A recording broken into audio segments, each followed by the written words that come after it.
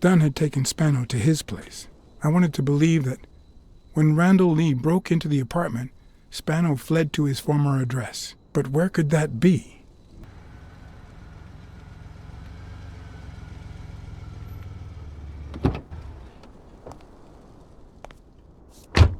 If the living have rich and poor neighborhoods, so do the dead.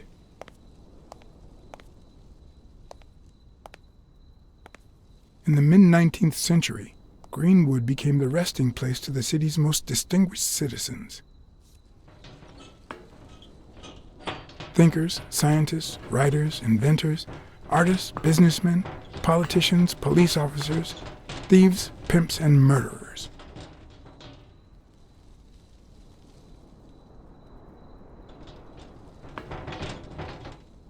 Here lie the bodies of the soulless minds that raised New York from the ground up.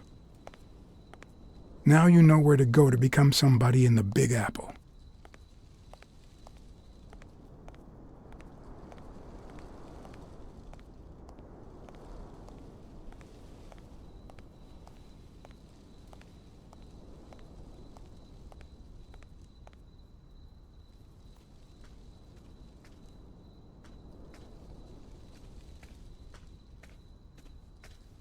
According to the book I found at Dunn's place, fans of the sport leave baseballs on Bradwick's tomb to pay their respects. It's strange that I don't see any.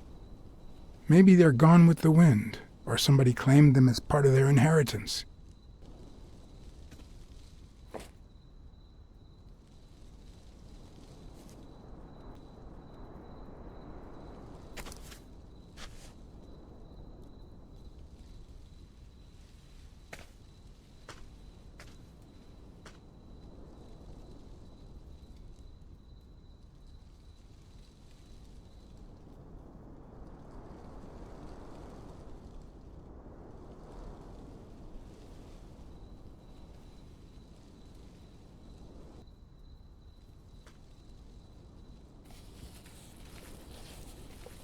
Still hot.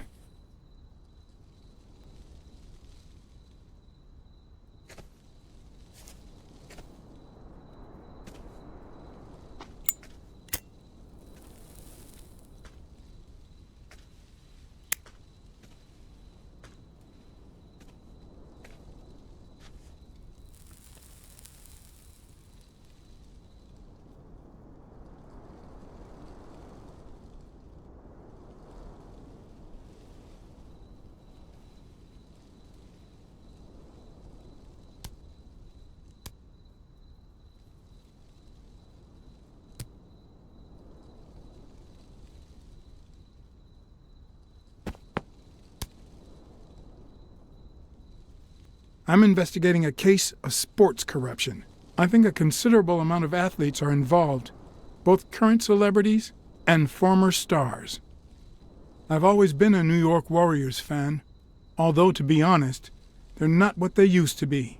Yep, they just haven't been the same without Craig Spano. Joe Dunn met with someone at the diner, close to his gym. Then he took that person to his house, so that he didn't have to live at the cemetery. I would have never guessed the person's identity.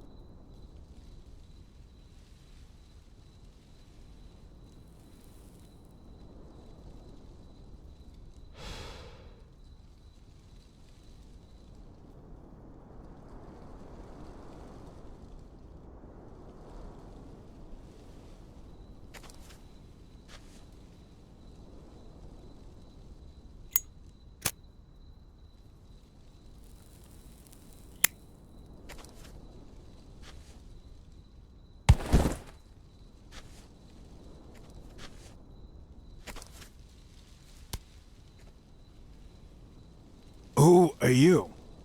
I'm John Blacksad, private investigator. How's Joe? One question at a time. It's my turn.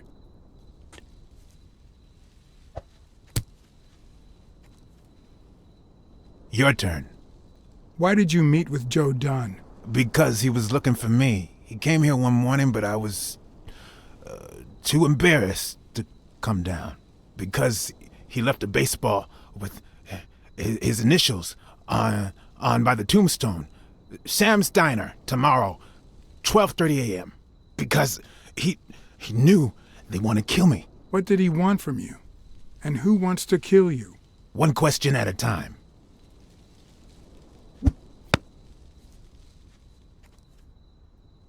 How's Joe? What would happen if I told him the truth? Would he lose it? Could I take that chance? Joe Dunn is dead. Murdered. I told you, Joe. How did it happen? A hitman. But he's dead now. Although whoever hired him still hasn't been punished. My turn.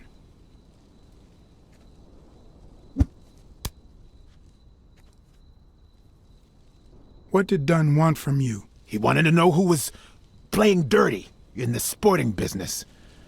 Dirtier than usual, that is. Wrecked lives, careers, ruined at the top of the game. He wanted to know if the same had happened to me. He wanted to know if the end of my career and my disappearance had anything to do with all that. He wanted me to confirm who was behind it all. The guy who had him killed. Our old friend, the surgeon. Is Mitchell the surgeon? Is he the person behind all of this? That surgeon you mentioned, is he... My turn.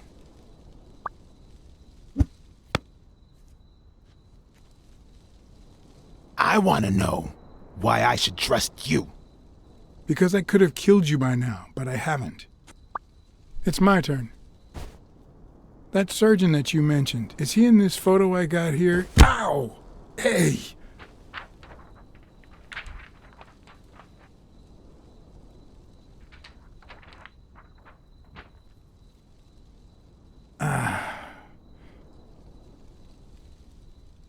Hey, that toss was...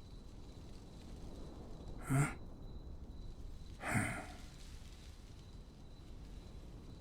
Both my ear and my self-esteem would hurt for days. But at least I had a new lead to follow. The surgeon. The bastard had avoided my scrutiny by passing as a hospital doctor. But now, all of my senses were on guard. No matter how good the disguise or how well he hid, I would find him. So, what you're saying is, 1, there's a corruption scandal involving all kinds of athletes. 2, our puppet master is a surgeon named Mitchell, a man who happened to fight in the war with Dunn, right? Maybe, but it could be no more than a false lead. Anyway, where was I? Number 3, right? 3, since Dunn was on his trail, Mitchell, or whomever, hired an anteater to get rid of him. Then, since you were also shaking the wasp's nest, he went after you. But the anteater made a mistake, and Mitchell, or whomever, killed him to cover his own tracks. And, wait, 4, the key to all this lies with a common friend of Dunn's and Mitchell's, Craig Spenow. Do you really trust him? You should know that I don't trust anyone. Except for your friend Weekly, that is. 5. Dunn was murdered 4 days after taking Spenow to his house. If that doesn't make him suspect... Nah, it doesn't add up. Why not? Just a hunch. Let's follow up with the suspects. You told Smirnoff that even though you're sure Yale is innocent, you think he's hiding something. But what about O'Leary? 6. Nah, I know O'Leary, and he wouldn't have sent a hitman. He would have taken matters into his own hands. What about Cassidy? 7, right? Whoever planned the whole thing knew the suicide theory would fall through, so he manipulated the clues to incriminate Yale. Cassidy is too impulsive to pull off such an intricate plan. So, even if you have your doubts, Mitchell is the one pulling the strings.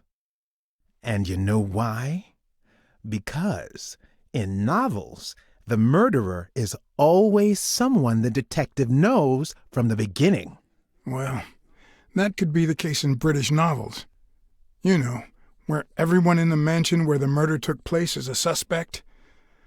But This might just be an American whodunit, where the detective doesn't even meet the culprit until the last scene. You mean we still don't know who's pulling the strings? I didn't say that. How did it go with Helen Moore? I didn't get anything, even though it started out really well. I asked to interview her along with her boyfriend, Al Stone. Since I'm a big shot, they were happy to oblige. Perfect. Now, time for the interview. I'll go back and forth so you don't get bored.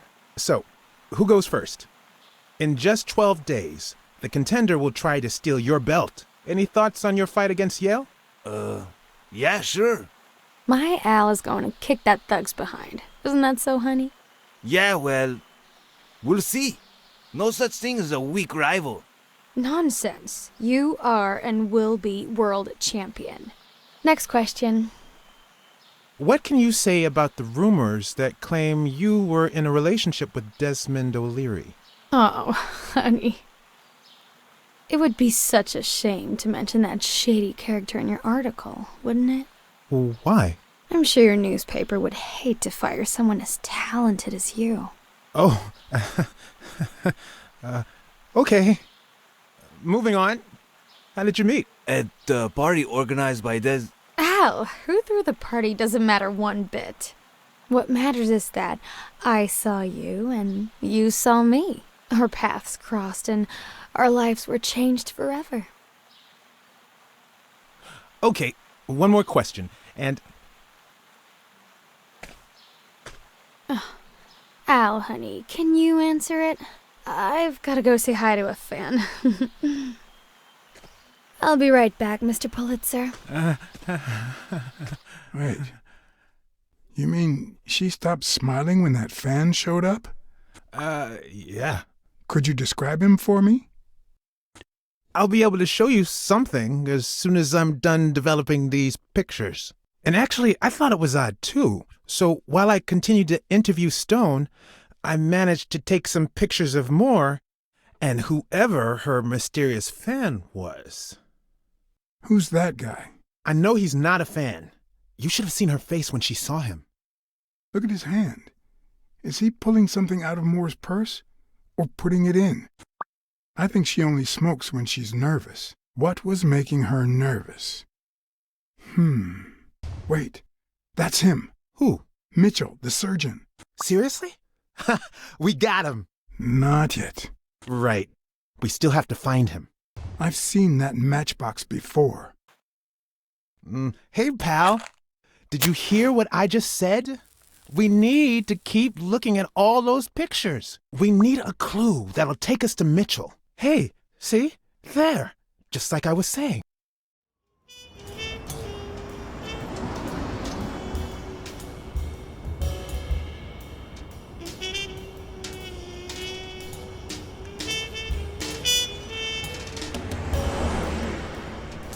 Brawls aren't even the worst part of my job. Sure, you may take a beating, but at least you get the chance to defend yourself.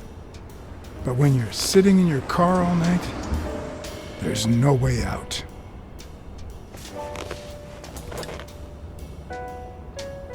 Your legs cramp up, your back and neck feel stiff, your entire body aches to be somewhere else. It's boring and repetitive.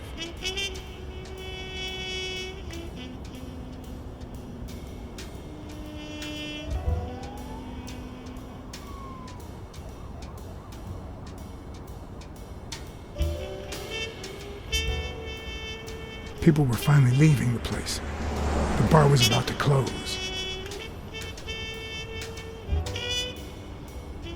And I hadn't seen Mitchell go in or out.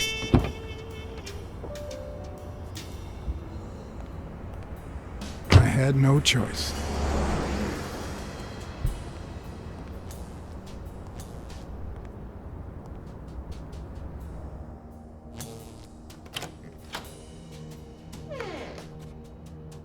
I see you took me up on my invitation.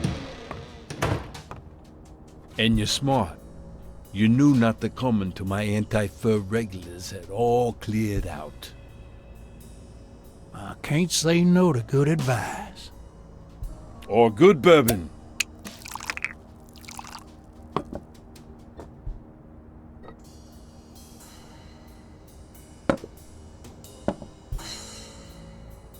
Here's looking at you, Mr. What was your name? As far as I knew, the Iguana always stayed neutral. He played poker with Cassidy, but his joint was used as the gambling drop-off for O'Leary's operation. Blackmore. John H. Blackmore. I knew it. Although your Texan isn't half bad. Let's just say I represent certain sports lobbies I'd rather not talk about. I understand. My pleasure, Mr. Blackmore.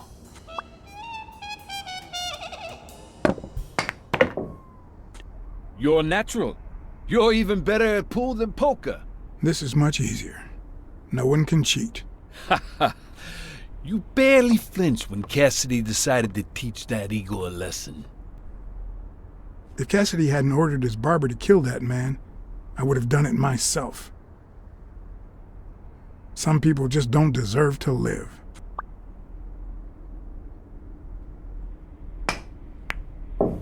Damn it. Well, nobody's perfect. Tell me, what do you really want with Cassidy? The truth is, I represent certain interests which make Desmond O'Leary my enemy. If you know anything about their rivalry, I rest my case. Don't worry about it. I was only curious. So, what about me? What do you want from me?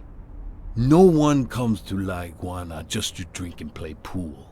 I'm looking for one of your regulars, Dr. Angus Mitchell. What for? We fought together during the war. I just want to say hi. Sure.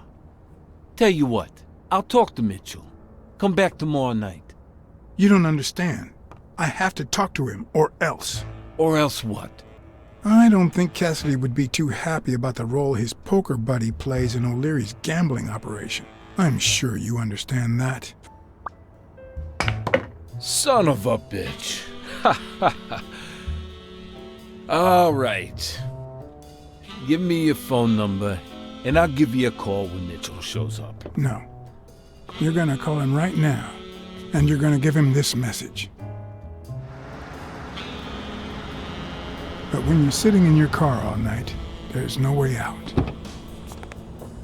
Your legs cramp up, your back and neck feel stiff, your entire body aches to be somewhere else.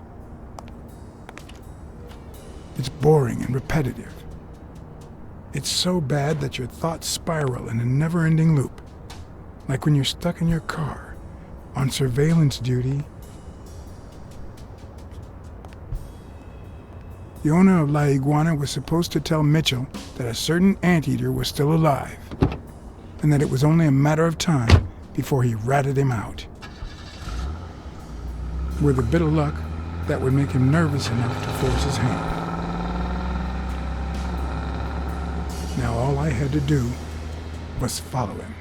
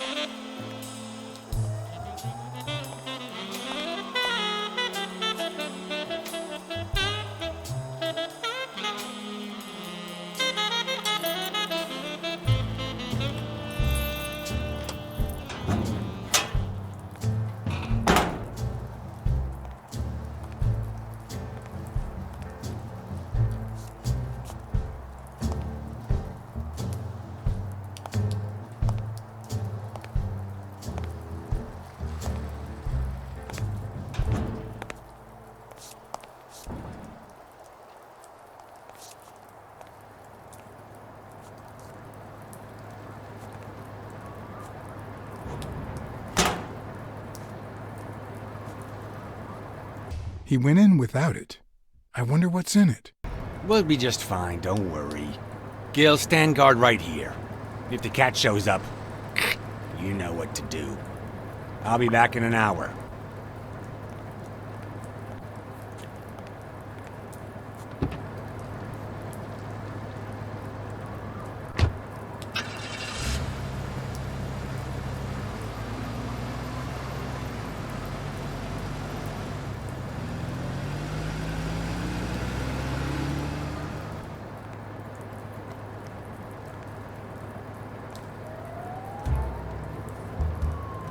Could I take him by surprise from over there?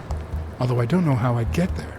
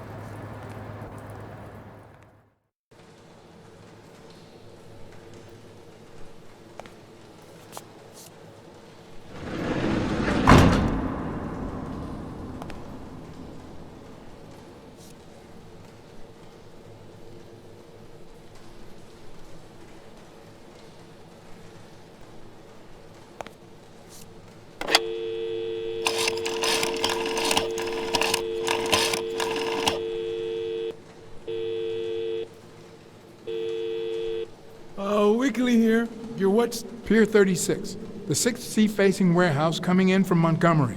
John? Is that you? Meet me in an hour. What's going on? Bring your camera.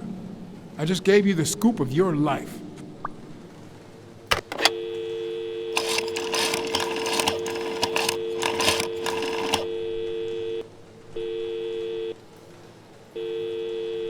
Smirnoff. Pier 36. Meet me in an hour. Blacksad? If you come in from Montgomery, it's the 6th sea-facing warehouse. What's going on? And bring the cavalry.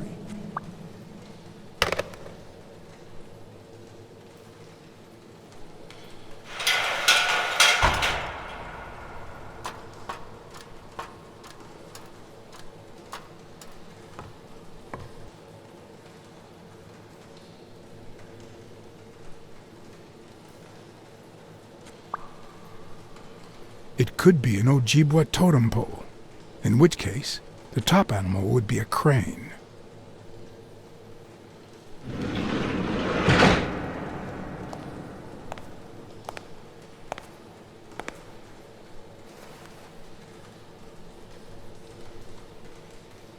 Don't you even think of screaming. I might not even talk. You know who'll always believe in you? Your mother. My mother never lost her faith in me. And I gave her plenty of reasons when I was a kid. It all started with something as stupid as keeping the change when she sent me for groceries. Then I started stealing fruit from the street stands. And finally, I turned to pickpocketing. Somehow, my mother managed to keep me in school until I got into college. But I never gave her reasons to believe in me then either. I rarely went to class my freshman year. Obviously, I was never a sophomore. Then Pearl Harbor happened. I got drafted and sent to Europe. They told me killing was my moral duty, but I discovered it could be addictive. Not all victims were Nazis. But when I got back, I was treated like a pariah, a veteran outcast who never should have come back in the first place. And yet, my mother never ceased to...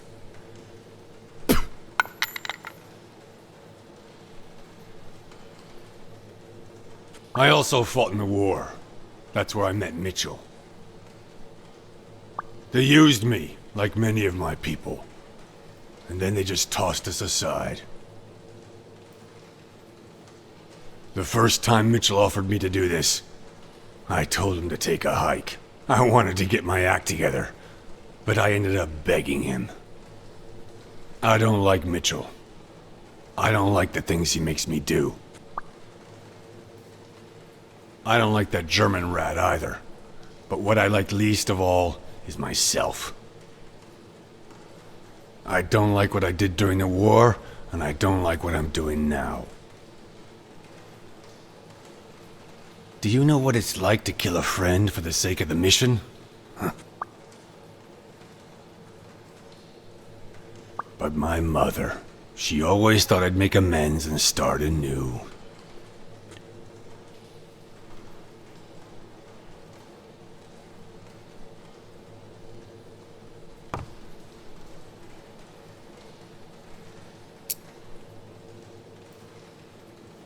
Maybe it's time I did just that.